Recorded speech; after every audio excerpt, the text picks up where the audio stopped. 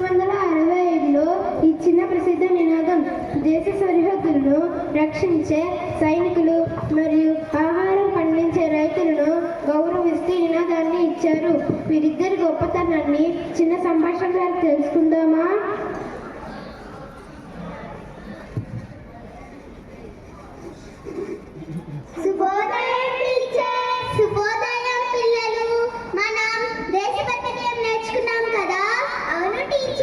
ప్రతి ఒక్కరూ దేశానికి ఏదో విధంగా సేవ చేయాలని తెలుసుకున్నాను. చాలా చక్కగా చెప్పావు. మరి నువ్వు పెద్దయ్యాక దేశానికి ఏ విధంగా సేవ చేస్తావు? నేను రైతులాగా మారి దేశ ప్రజలకు ఆహారాన్ని అందిస్తాను. అవునా?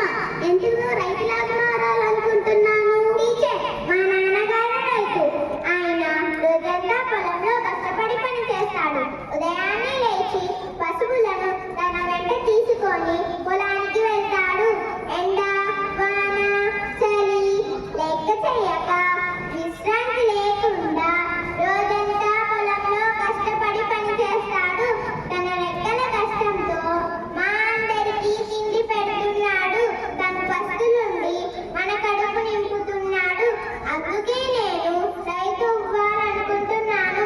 ఆడవారు అన్ని రంగాల్లో ముందుకు సాగిపోతున్నారు. నేను కూడా వారికి దీటుగా వ్యవసాయ రంగంలో కృషి చేసి రైతే దేశానికి వెన్నెముకని నిరూపిస్తాను. చాలా చక్కగా చెప్పావు తల్లి. నీ మాటలు వింటుంటే నా చాలా గర్వంగా ఉంది. నీలాంటి బిడ్డను కలిగిన తల్లిదండ్రులు ఎంతో అదృష్టవంతులు. రాహుల్, మరి పెద్దయ్యాక దేశానికి ఏ విధంగా సేవ చేస్తావు? నేను సైనికుడిని అవ్వాలనుకుంటున్నాను. మా నాన్నగారు సైన్యంలో పనిచేస్తున్నారు. ఆయన తమ ప్రాణాలను పరంగా పెట్టి దేశాన్ని కంటికి రెప్పలా కాపాడుతున్నారు. ముఖ్యంగా మంచు కొండల్లో, గిట్టకట్టే చలిలో, ఎడారిలో, లోయల్లో విగ్రహాలను మానుకొని మన దేశానికి భద్రత కల్పిస్తున్నారు. మనందరము ఇలా హాయిగా ఉన్నామంటే దానికి కారణం మన భారతీయ సైనికులే. అందుకే నేను వారిని ఆలస్యంగా తీసుకొని సైన్యంలో చేరాలనుకుంటున్నాను. చాలా చక్కగా చెప్పావు. సైనికులుగా చెప్పాలంటే ఎంత చెప్పినా తక్కువే.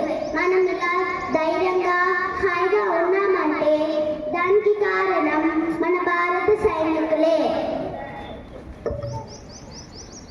సైనికులు, రైతులు దేశానికి రెండు కళ్ళు లాంటి వారు. అందుకే జై జవాన్ జై కిసాన్ అన్నారు.